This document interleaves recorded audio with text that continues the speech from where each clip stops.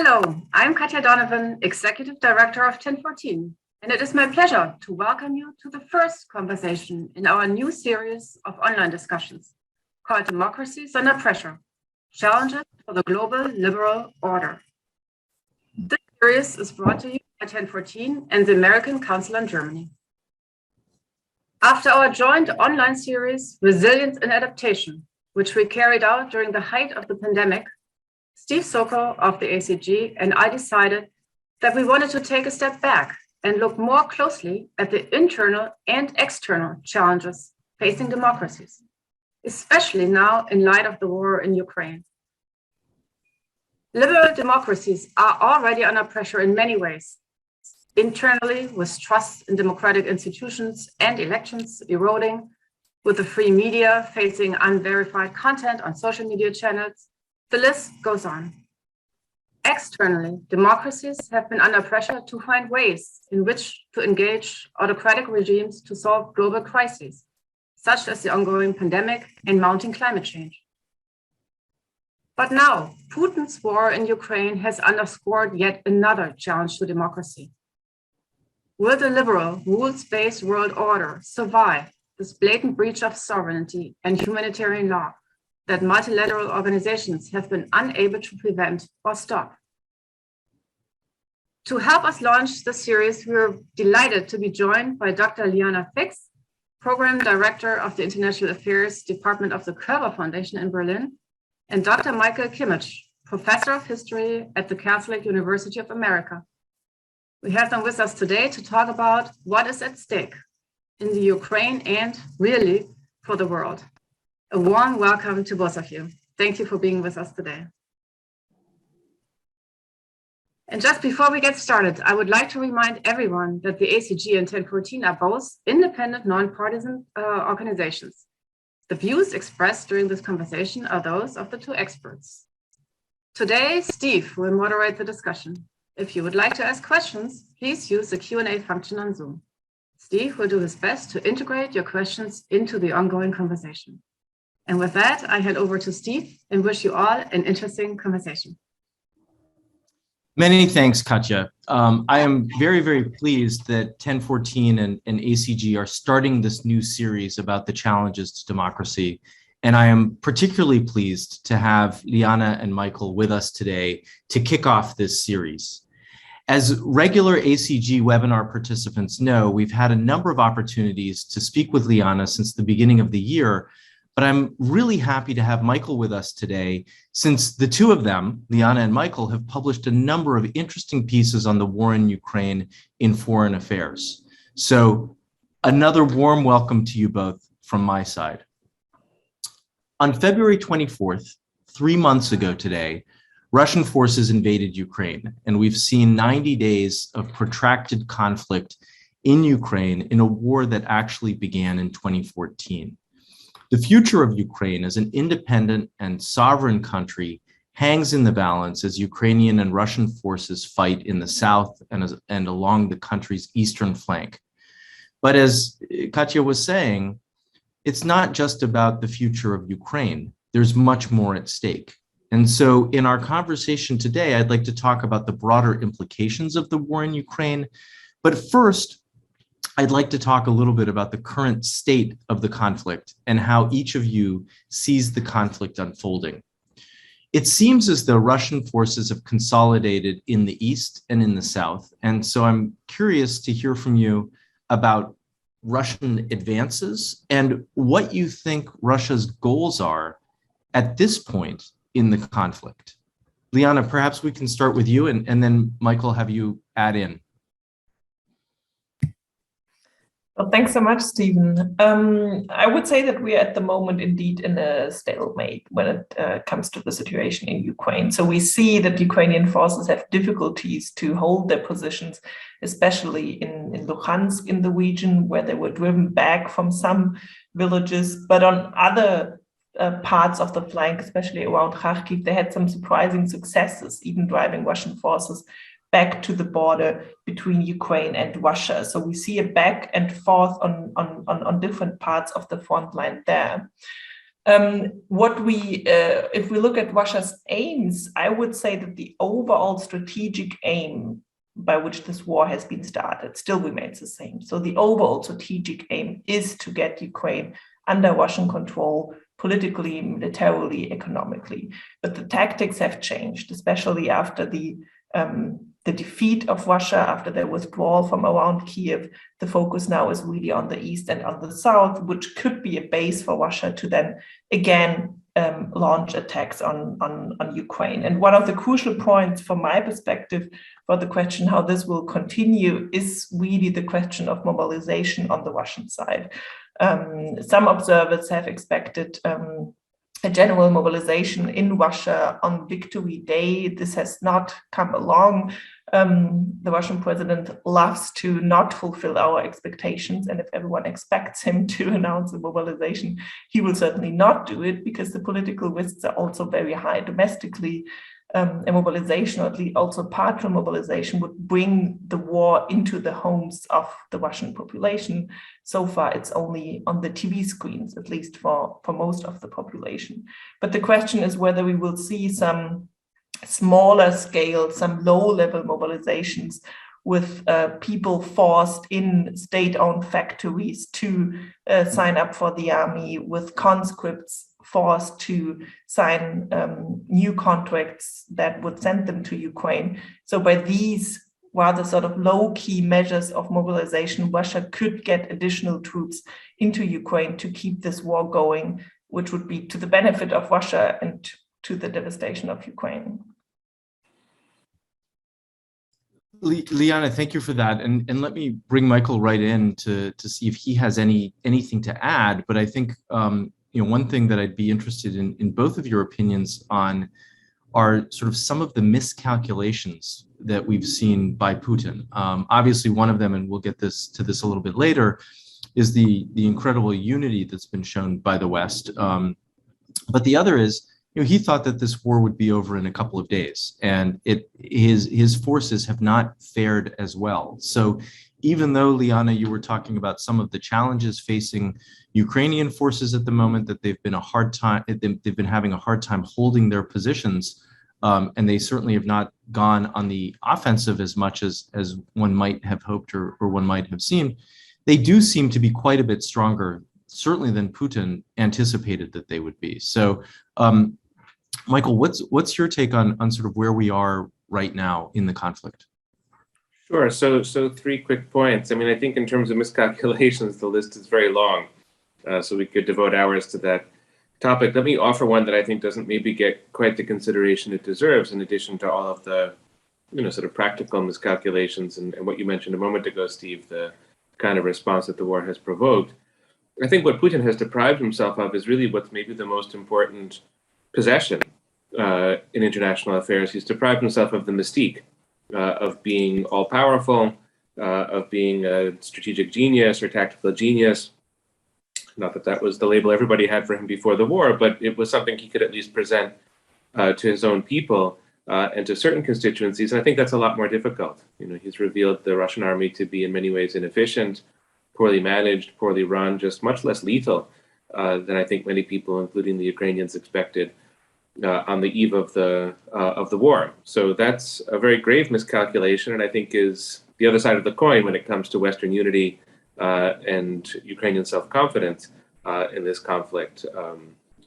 Where that takes us in the future is, of course, uncertain, but that's, I think, one of the key developments of the last 3 months.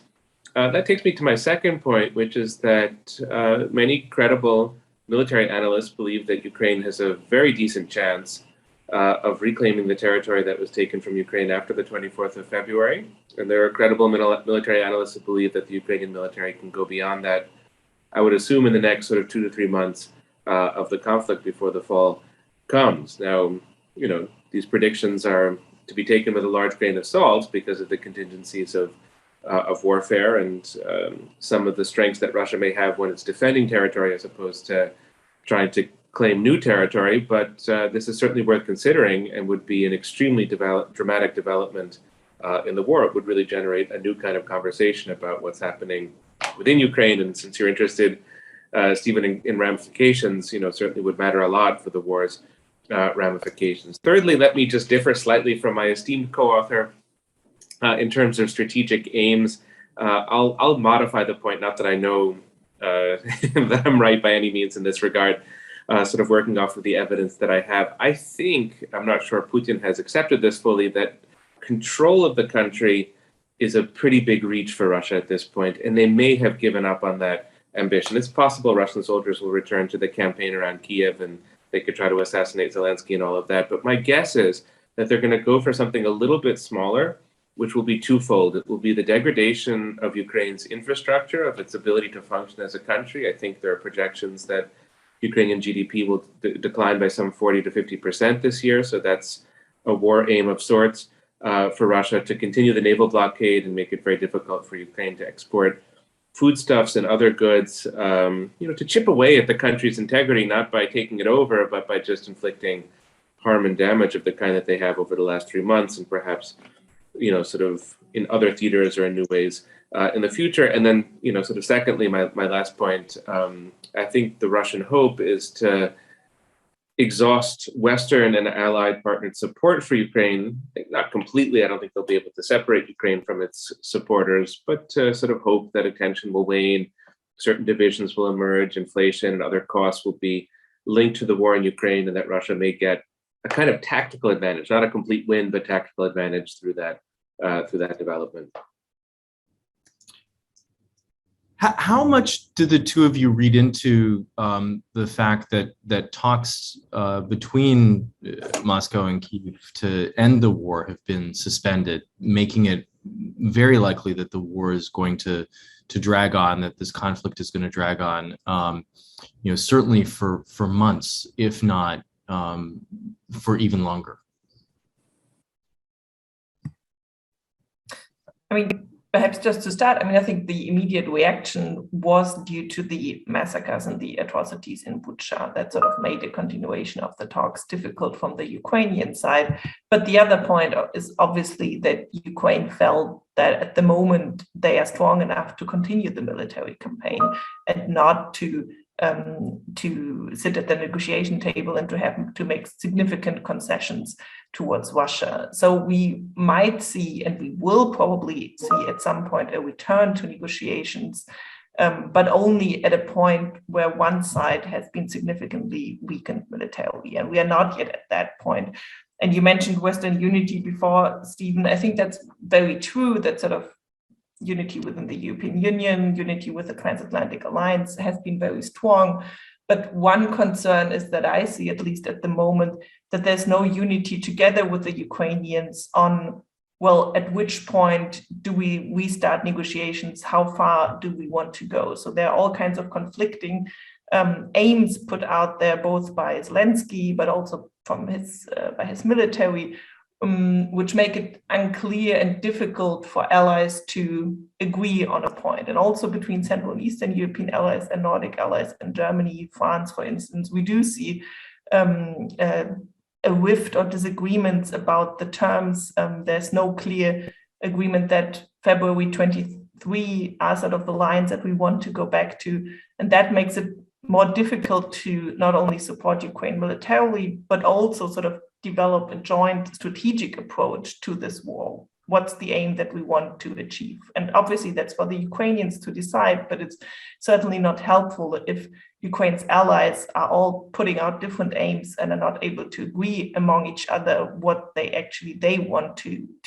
achieve in Ukraine. Mm-hmm.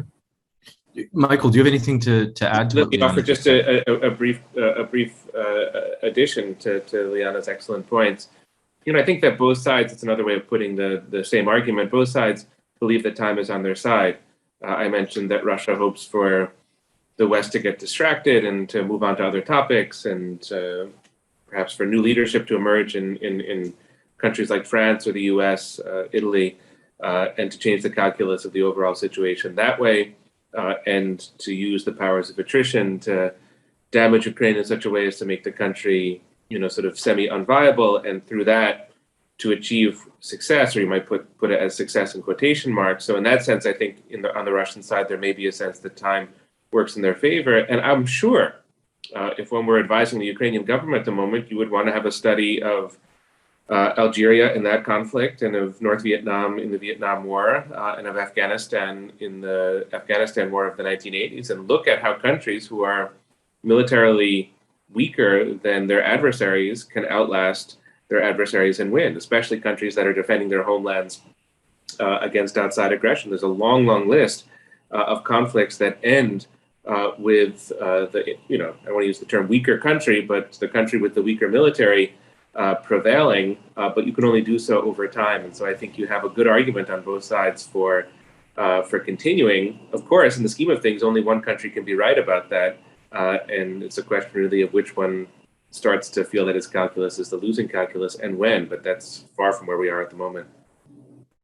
I mean, I think it's really interesting to hear both of you outline why each of the parties thinks that time is on their side and that there's some advantage to dragging this out because it could, in the mid to long term, actually benefit them. And I think the question that a lot of people are asking is, how does this end? And obviously, there's no answer to that right now. As I mentioned, the two of you have written a few articles that kind of game out what might happen. You've come up with a couple of different scenarios. And I thought it might be interesting for our viewers just to hear in chronological order the title of those articles, right? So what if Russia wins was the first one. What if Russia loses was the second one. What if Russia makes a deal? And then what if the war in Ukraine doesn't end? And so in each of these articles, you've kind of mapped out a different end to this. And I guess sort of one of the burning questions that I have is, what does a win look like? What does a loss look like? And part of the reason why I'm asking that question is because I recently had the opportunity to speak with Wolfgang Ischinger, who was the head of the Munich Security Conference until earlier this year.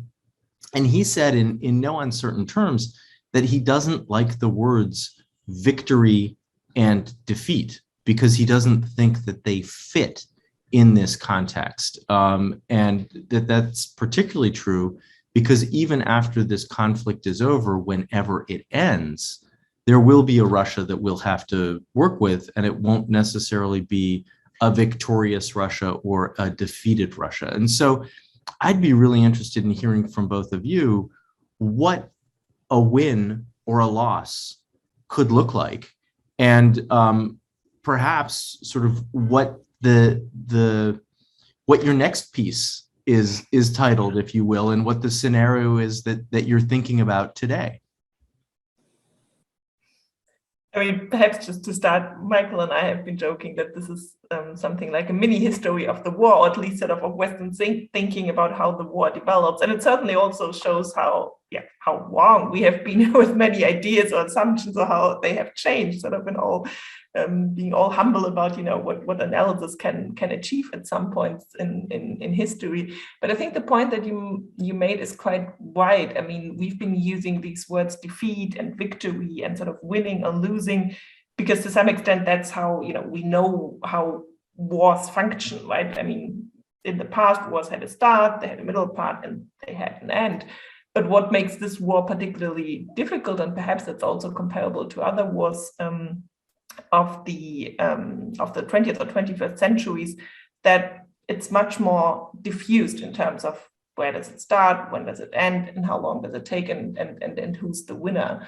And sort of only the term defeat has been used in different ways. There have been comments that Russia needs to be defeated strategically, not only in Ukraine, but also as a military threat to Europe, which would be something entirely different to Russia being defeated in Ukraine. And this gives, so I do agree that this gives a lot of uncertainty and also a lot of room for disagreements and for interpretations which are not helpful in policy terms, which are helpful in analytical sort of in philosophical analytical thinking. But it points to exactly the issue that I mentioned before, that policymakers should have a very clear understanding of what winning would be, sort of what the minimum aim should be and the maximum aims. And I think we're not at that point right now. And the question what we're going to write next, I leave that to Michael. 2 points I can make. I mean, I think this is the first major 21st century war, and every new war brings new terms. So we've seen new developments in drone warfare and intelligence sharing, and technology has shifted in very important ways. I think that will matter for victory and defeat. Victory and defeat means one thing at the end of the First World War, another thing at the end of the Second World War, unconditional surrender of Germany and Japan. The Cold War ended when the Soviet Union went out of business.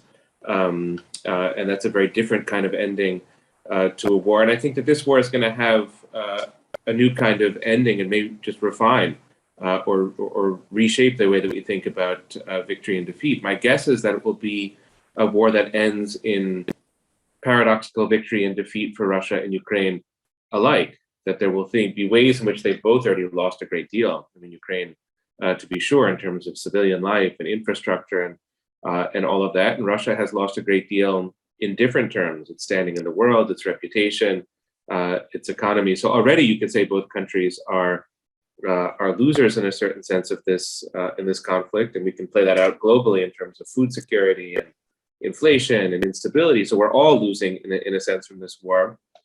But at the same time, Ukraine has really advanced militarily, and it has a new kind of support from the outside world. So it's gaining from this conflict. You mentioned Western unity, Stephen, at the beginning of the conversation. That for the United States, for Germany, is certainly a step forward. It's not a step backward. It's very horrific what's happening on the ground of Ukraine, so you can't really be celebratory, but it's important to note that there are certain advances that are being made. And I think it's that sort of paradoxical mix that's going to characterize this particular conflict. The second point I'll just say in terms of what Western aims should be, not that I have an answer, or seemingly anybody does at the moment in very precise terms, but I think it will be a balance between two principles. That the most important principle is the sovereignty and independence of Ukraine. That's the core thing, I think. That's the reason that we're supporting Ukraine. It matters for Ukraine preeminently, but it also matters to many other countries, including Taiwan, about how they chart their future and how they make their course in the world. But the other principle is going to be stability. And we're going to have to balance those two things, and probably not to get 100% of independence and sovereignty in Ukraine, and maybe not 100% of stability either. But those are the two ideals.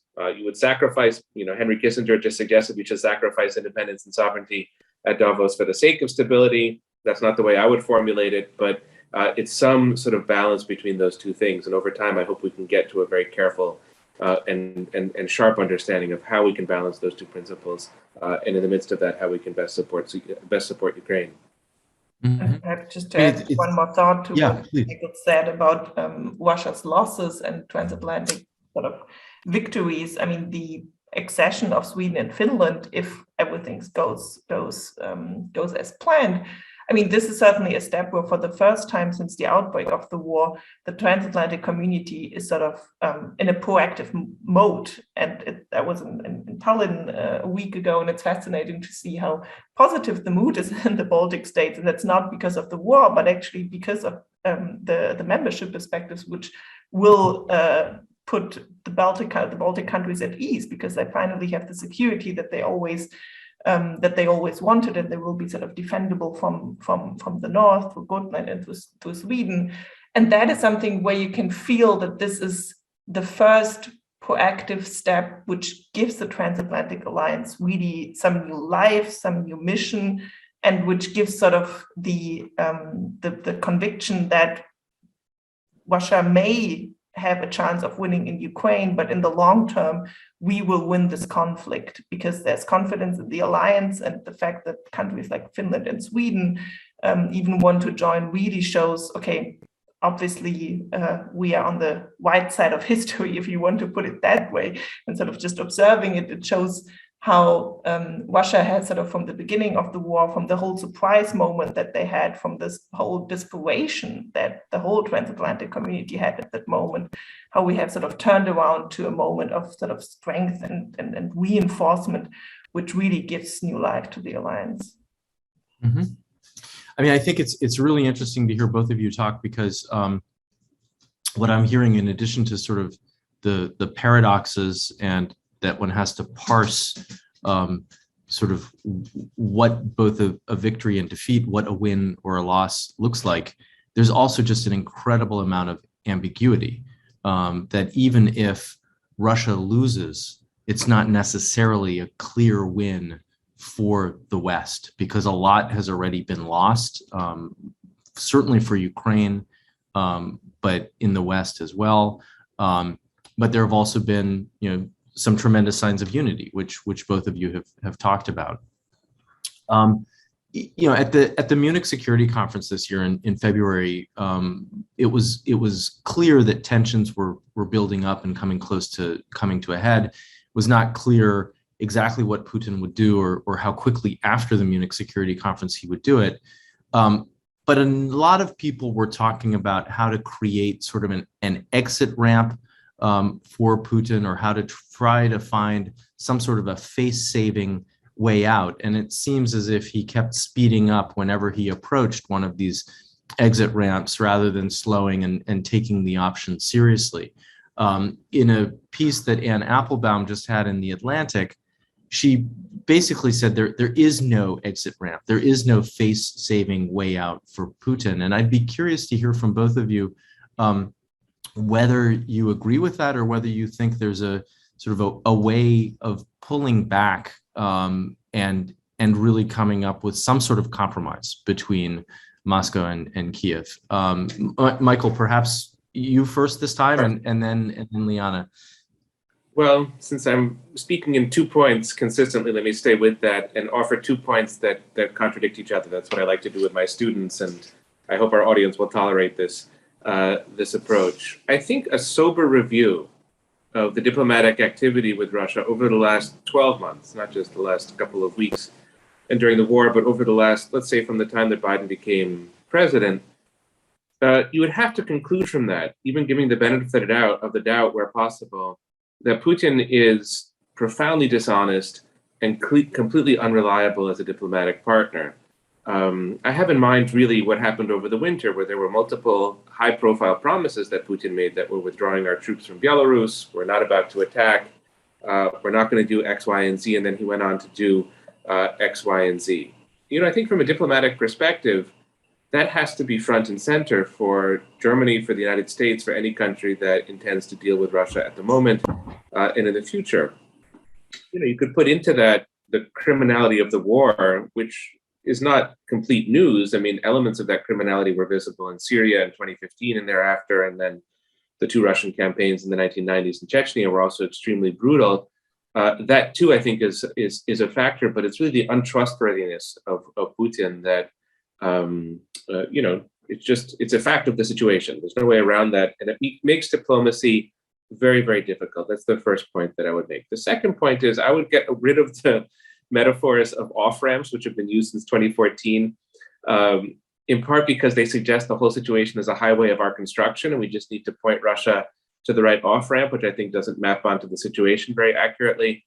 It's not face-saving and off-ramps. I think that as a matter of policy, you want to leave the door open to diplomatic engagement, negotiation, and conversation when and if the moment arises where that's possible. It doesn't seem possible. I mean, Russia just sanctioned Bill Burns, director of the CIA, and President Biden. That's not a great sign in terms of conversation and negotiation, but you leave the door open. I hope that there are back channel conversations. Let's imagine that Russia does feel that it's really weakening and it's in a difficult spot. Engage in diplomacy at that moment and see if something can be achieved. Do so carefully, do so cautiously, but don't shut the door to diplomacy. And there I would disagree with Anne Applebaum. Just don't be that categorical. We don't have to be naive about what can be achieved, but let's leave the door open. There are lots of precedents during the Cold War of successful negotiations with very tough and difficult characters. So keep the option open intellectually, but we're pretty far from, achieving anything with that at the moment. Yeah, perhaps just to add to that, one, I think for me, a particularly important instance was the strategic stability talks between President Biden and Vladimir Putin, or the talks that have been started about, arms control and how the United States and Russia can have, some stability in the relationship. And I thought that was quite remarkable that from the Biden administration, this was sort of reaching out to Moscow and saying, look, there are things which really put all of us at risk. So we might disagree on everything else, but let's just try to make sure that on cyber issues, on nuclear weapons, we have some line to talk to each other. And the fact that these strategic stability talks have been also rhetorically used by the Russian president to sort of say, okay, no, we just overthrow the whole European security order. This is quite devastating because it shows, and it can have the effect that, in the future, people will think, well, it's not worth it to reach out to dictators like Putin with, this approach of let's establish guardrails, because they will sort of just walk away. And that's quite a disappointment. It has been quite a disappointment for diplomacy. But the two alternatives that are now put out there, so there's either you sacrifice Ukraine or you humiliate Russia. And in the worst case, sort of the second option is combined with humiliating Russia, which then will use nuclear weapons. I think these are not the two alternatives that we have. I mean, there can and should be a way of not sacrificing Ukraine and not sort of putting out as your first goal that you need to humiliate Russia to sort of make it learn from the lessons. I mean, the most important aim should be to get Russia out of Ukraine, and that should be the main frame of Western efforts, because it makes it, Putin is paranoid anyway. I mean, he thinks everyone is out to get him. That's how it is. But still, the sort of the major approach of Western policy should be to get Russia out of Ukraine, and not because that's the only part that leaves the door open to negotiations, as Michael said, and which prevents us from setting two goals too high that might make it even more difficult for Ukraine to get Russia out of their territories. So I think we need to stop thinking in these, big alternatives of humiliation, sacrifice, because there must be a way in between, and there will be. So, Liana, I think you sort of anticipated where I wanted to go next with what you just said, and it's been a topic that we've touched on a couple times in our conversation. But at the outset, I said I wanted to talk about more than just Ukraine, because I think more is at stake in the conflict, and we're kind of peeling back the onion to get at that. And one of the areas that I really wanted to touch on is what this conflict means for the European security order. And we've talked about it a little bit in terms of Western unity, strengthening of NATO, the prospect of Finland and Sweden joining NATO. All of this bodes well for NATO and for the future of Europe. But I'd be really interested in hearing from both of you about your thoughts on what the conflict means for European security writ large, because certainly the people in Europe that I talk to feel that war and conflict is much closer to home than it's been since the Second World War. Despite the war in Yugoslavia, that somehow did not feel as close to people in the UK, France, and Germany. But this war is close to them, and there are these concerns. So I'd be interested in each of your thoughts on sort of what this means for European security. Michael, you nodded and looked up first, so I'm gonna ask you to maybe take a first stab at that, and then Liana can go. Okay, so there are two. I'll start with Russia and go from there. I think there are two Russias that could emerge from this conflict, unless the country collapses and we have pro-Western democratic leadership that emerges, which would of course be a wonderful outcome, but I think it's pretty improbable. So I think that there are two Russias that could emerge from this conflict. One is an aggrieved Russia, perhaps humiliated, to build on the language of Liana's answer a moment ago, that would be chastened, driven perhaps from the soil of Ukraine, but very, very unhappy with the state of affairs more broadly. And the other scenario, or the other Russia that could emerge, is a Russia that's in some sense energized by this conflict. It's hard for us to think in those terms. It's not the tone of our media reporting on Russia around the conflict, but one of the things that Liana and I have tried to do in these articles is to avoid wishful thinking and to try to play out some of the things that are a bit more ominous for the sake of being intellectually ready for them. So that too is, I suppose, possible. In either of those two cases, when you shift over to Europe, what you get, and I think that this is a theme that emerges in all four of the pieces that we've done so far, is a long line of division between Russia, and it's a little bit difficult to describe what's on the other side. Is it the EU? Is it NATO? Is it the transatlantic relationship? Is it the West? Is it Europe? It can be all of those things. And the line is going to run around Belarus and Russia. It will now include, I'm assuming, a kind of NATO border between Sweden, Finland, Norway, and Russia to the north, and it will run down to the Black Sea. And in my estimation, this border is going to be a lot less stable than the Iron Curtain was during the Cold War. There's going to be cyber conflict and other kinds of tensions that will cluster around it. Wherever there's political uncertainty on the Western side, that's going to be something Russia's going to try to capitalize on. And there are just a lot of logistical problems that are going to cluster in this area. You have Kaliningrad, which is an island of Russia that's sort of there embedded within NATO territory between Poland and Lithuania. That's suddenly become a much more dangerous zone because of all of these surrounding tensions. So Europe will have to think of itself in a new way. It's going to be newly unified. It's going to have an energized NATO. Transatlantic leadership is in a great state of affairs, in part because of the war. So it's not all bad news by any means, but dealing with this long, fluid, uncertain border is going to be a huge challenge, to put it mildly.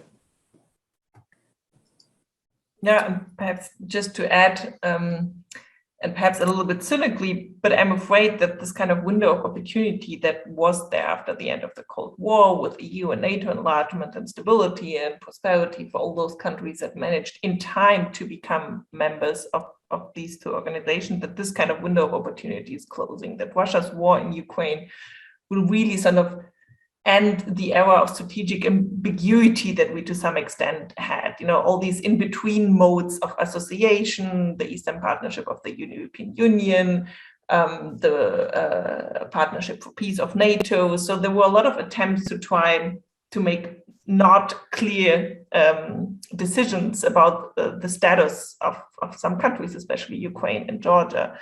And I think this is now an era where everyone who is in those organizations is more or less safe, and everyone who is not will have a difficult time ahead.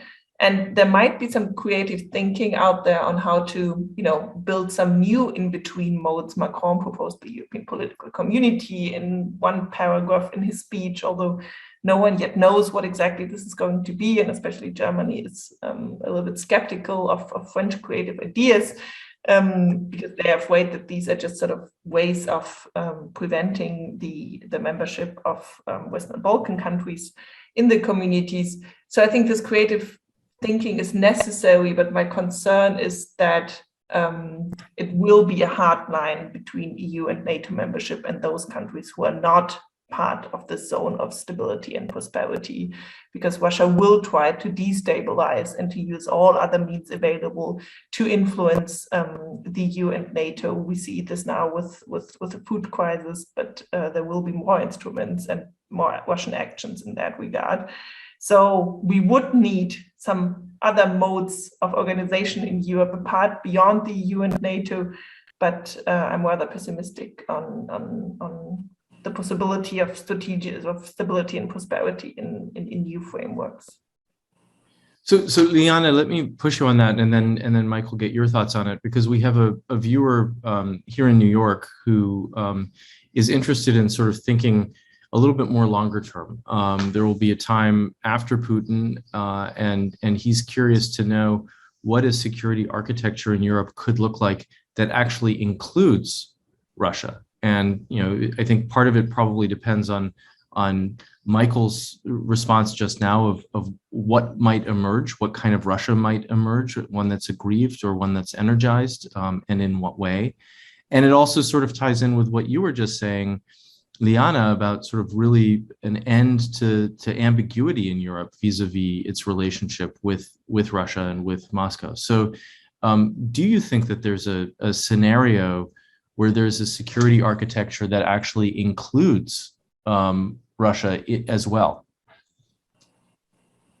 I think we would have to think we would have to think of a very different Russia than the Russia that we have right now. But if we look back in history, there were attempts of including Russia. I mean, just to quote one, or to describe one attempt by the German government, the Meseberg Initiative, it was called. It was an attempt to solve the conflict in Transnistria by offering Russia a security commission or security council with the European Union.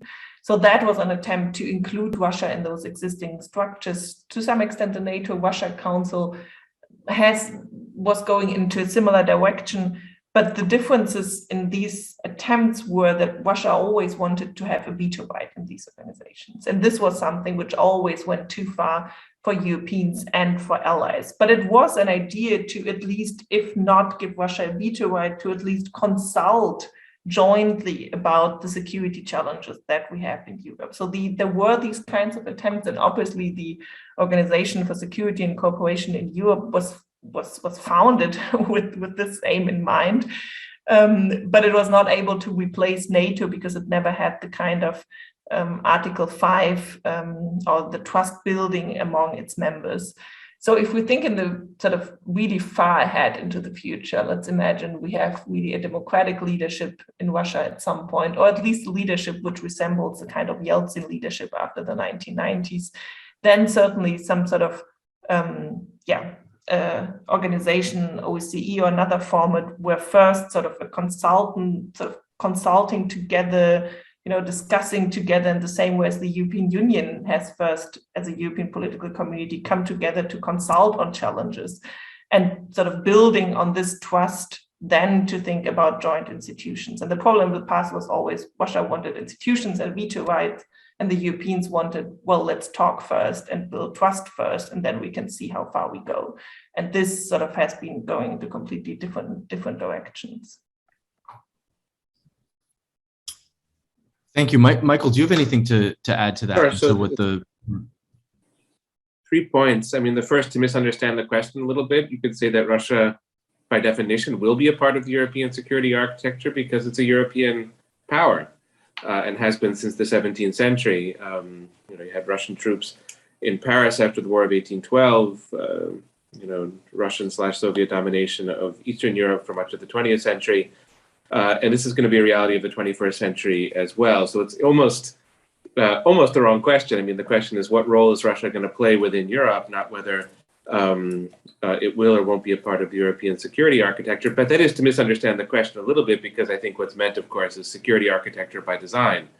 And I think Russia will have no role in security architecture by design for the foreseeable future. It doesn't cheer me to say this, because I think it comes with a lot of caveats and a lot of problems, but I just don't think it's possible with Putin. And it's not even trust at this point. It's everything that he's done in Ukraine, and there's meddling in the 2016 election in the United States, and a very, very long list now of misdeeds. I think that make it absolutely impossible. So I think for the foreseeable future, in terms of how we design the European security architecture, it has to be designed to deal with Russia. But there's no, I think, plausible path to including Russia within that structure. But the third point I would make is that if that's true, and I suspect it is, then we should go back to the history of the Cold War and learn from it, because then, too, you had two separate security architectures for Europe.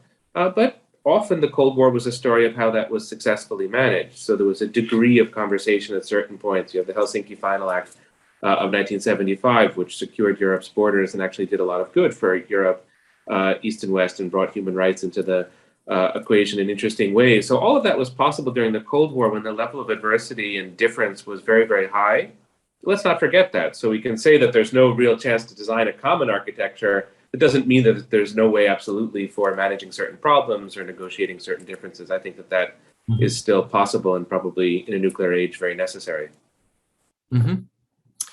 Thank you. I'd like to fold in another viewer's question right now, since we're talking about Europe. And this viewer has a very short question, but not with one question mark at the end, but with 5. And it is, why has Europe continued to purchase Russian energy? Liana, is that something perhaps that you'd like to take a first crack at? And then Michael, if you've got something to add, happy to have you do that. I hope this would not go first to me. No, I mean, obviously happy to answer this, especially as a German with our history on dependence on Russian energy. Yeah. I think there are 2 explanations to it. The first is that there has been perhaps too much orientation towards the Cold War, because throughout the Cold War, energy relations with Russia were perceived as, not with Russia, with the Soviet Union at the time, were perceived as a stabilizing instrument. So the kind of agreements, for gas transfer with the Soviet Union, it was a political instrument to stabilize relations. And from this time, the myth sort of persisted in German politics that even in Cold War times, Russia, or the Soviet Union back then, has not instrumentalized energy as a weapon. And that's not what it's going to do. So that's the first point. The second point, obviously, is that it was just cheap. I mean, it was an excellent business opportunity for those involved. There was a lot of lobbyism around Russian gas in Germany, so that even alternatives were not considered. So Germany has no LNG terminal, and at the outbreak of the war, it was above, its dependency on Russian gas was above 55%, plus the conflict between Ukraine and Russia sort of successfully led to lobbying efforts that Ukraine is not reliable as a transit country for Russian gas, that Germany needs Nord Stream 2, which led to Nord Stream 2 being sort of put into place after the annexation of Crimea. So business interest, this idea that this is a stabilizing element, and I think the miscalculation there was obviously that Putin's Russia is not the Soviet Union. I mean, it's on a path of escalation, on a very clear path of escalation, and is willing to instrumentalize energy. And I think this is perhaps the greatest miscalculation, that even last year, when we saw that gas storages, some of those actually owned by Gazprom, were empty, that the European gas market was put under pressure deliberately by Russia, that it was still an incredibly sort of shift of mind in Germany to accept that Russia will use energy as a weapon. This has taken a long time. I think now Germany is trying an emergency brake on this point to shift from Russian oil and gas, but it's a mixture of not only business interests, but really of Cold War beliefs about how Russia and the Soviet Union would act. I would add only 2 quick points. I think first, it's very important to be strategic in the way that this energy revolution is going to take place. It's clear that Germany and other countries have signed on to it at some considerable cost to their national economies. And if we end up with a situation where Europe buys less gas and oil from Russia, but then it's just picked up by India and other markets, that will give, I think, a feeling of moral purity in Europe, but it won't really solve the question, or it won't really address the question of what Russia does with the revenues that it gets from gas and oil. So I think there has to be a broader strategic conversation about what really the point is of getting off Russian gas and oil, how that's to be managed, how that's to be connected to sanctions and to other parts of this. And that's a really complicated question, but the point should be the effect that this has either on the Russian military or on the Russian economy, or some broader strategic sanctions program, and not just getting off gas and oil. But I think that's a fairly obvious and well-known point, but I would emphasize it. Secondly, I would say that we really cannot have this conversation without factoring in domestic politics. And what makes foreign policy effective is when there's very, very strong domestic political support for foreign policy. And if there's a very high price to be paid for getting off of these things, if it contributes to inflation, if it contributes to unemployment, it doesn't mean that it's a bad idea to do it. It's still a good idea to do it. But, just be careful, because if you lose domestic political support, you see a little bit of that in Hungary, how it's sort of playing with gas and energy policies. I could imagine in the US that this could become an issue, but I think Germany is probably the most important country. It has to be calibrated. So that might be an argument for going a little bit slower than some of the foreign policy types would want, so that we really have domestic political buy-in. But I would emphasize that point too. Thank you both. So we've only got a few more minutes left, and I want to sort of come back to a couple of themes that have been raised, but also widen our focus a little bit. We've touched on inflation just now, and earlier we touched on food insecurity, supply chains. Last night at the ACG, we hosted an event with a Bundestag member, and one of the big issues on the table had to do with the unfolding conflict between liberal democracies and autocracies and the great power competition that we're seeing unfold, and that the war in Ukraine has really been kind of a catalyst for at least increasing awareness about this competition, which obviously existed even prior to this. And one of the things we talked about last night was sort of the response of the global South, both to the war in Ukraine, but also to the great power competition that they see unfolding. And so I'd be interested in hearing from both of you how you put the war in Ukraine into this wider context of a battle between liberal democracies and autocracies, and the role that great powers, but also smaller powers are playing in the process. Liana is nodding, so I'll go to you first, whether you like it or not.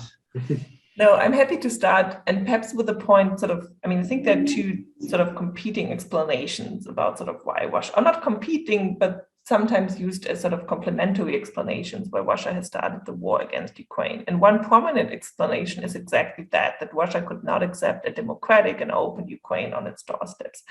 And I would say that sort of the other explanation, that Russia has imperial ambitions towards Ukraine, is, at least for the outbreak of the war, more convincing, because if you look at sort of the knowledge and the expertise on Ukraine at that point, also sort of the perspective of the Russian president on Ukraine, he certainly did not regard Ukraine as a successful democratic country.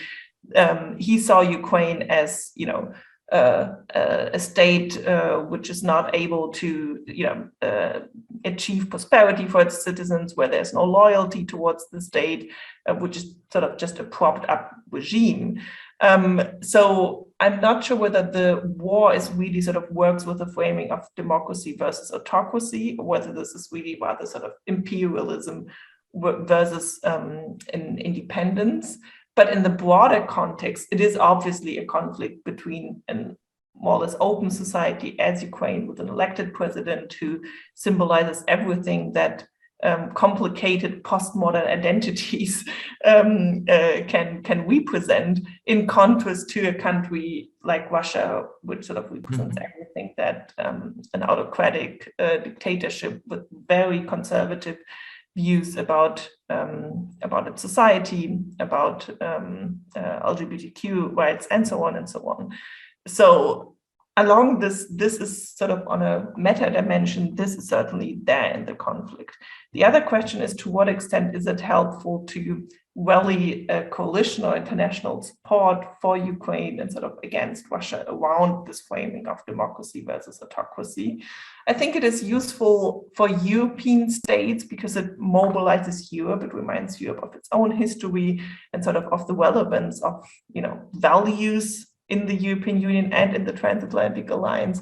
But when it comes to those, you know, more difficult topics, like convincing China to abstain from a vote against Russia, or convincing other countries that might not be democratic countries to counter Russia's actions, there I think this divide is not entirely helpful. And there we have to work, you know, with diplomacy, also with those countries that we do not see as, you know, democratic, and that would not buy this narrative about democracy versus autocracy in Ukraine, just to have a coalition which is as broad as possible. And there again, it is really about getting Russia out of Ukraine rather than about broader democratic, autocratic, geostrategic issues. Mm-hmm. Thank you, Liana. Michael, some thoughts from you on this big question. This is just to echo really what Liana so eloquently said just a moment ago.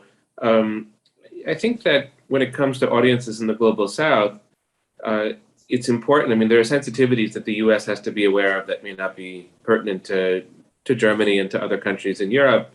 The echoes of the Iraq War, and at times U.S. behavior has not been very respectful of the sovereignty of other countries. And, you know, on questions of war crimes, the U.S. can make its points, but it can't necessarily preach. And you know, the global South will remind the U.S. of that if it gets too far from what's credible, and that's, you know, important for American foreign policy. But to me, is not the heart and soul of this. I think what the U.S. and Germany and countries that support Ukraine need to do is just be very clear. sort of storytelling-wise, narratively, what Ukraine symbolizes in this conflict and what Russia symbolizes. I don't mean the peoples of these countries so much as the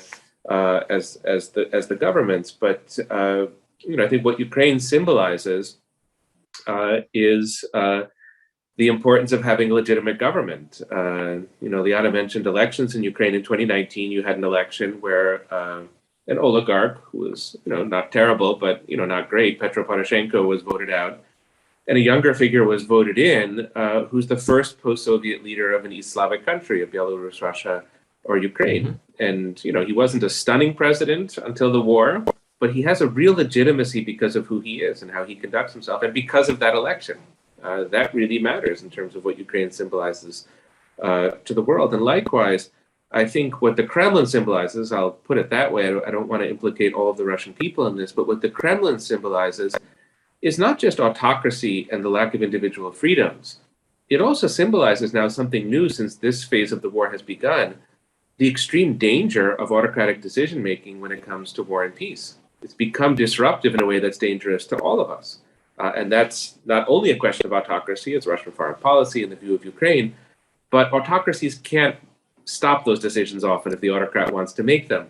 And that's the tragedy of the situation for Russia. It's the tragedy of the situation for all of us. And it's a built-in argument about why democracies are superior to autocracy. So what these two countries symbolizes has to be stated over and over again with the kind of eloquence of a John F. Kennedy in West Berlin in the summer of 1963, who made exactly that same argument in other terms and at another moment. And I don't see any politician, not Chancellor Scholz, not President Biden, who's quite rising to the occasion in that regard. So they should be prodded to be better storytellers, because the story to be told is a very important one. And to me, it really rings true.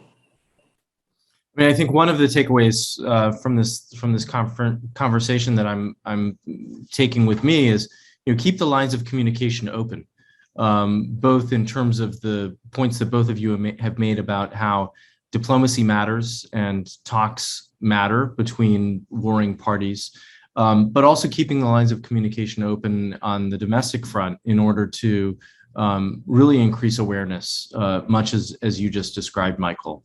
And certainly, I think in terms of the work of 1014 and the American Council on Germany, that's what we try to do, is to keep the lines of communication open and to engage in conversations like this one. And so I'd really like to thank both of you, Liana and Michael. This has been a fantastic discussion. It's been a terrific way to start our new series that looks at some of the challenges that are facing democracies, both internal and external challenges. And over the next few weeks, we'll be covering a number of different issues. But as Katja said at the outset, both of us thought it was very important to start with the war in Ukraine. And I couldn't think of two better people than the two of you to kick this off. So I really want to thank both of you for taking the time, for making the time to have this conversation with us. And I hope we'll have the opportunity to have an encore at some point, because unfortunately, I don't think this conflict is going to end anytime soon. And even if it does, there will be a lot of reconstruction that will have to take place. And I'm sure that that will be something that both of you will be following as well. Thanks so much, Stephen. Thank you also to the audience for the questions. Yeah, thanks very much, and all success to the American Council on Germany. Thank you both very much. Take care, and thanks to our viewers for tuning in today.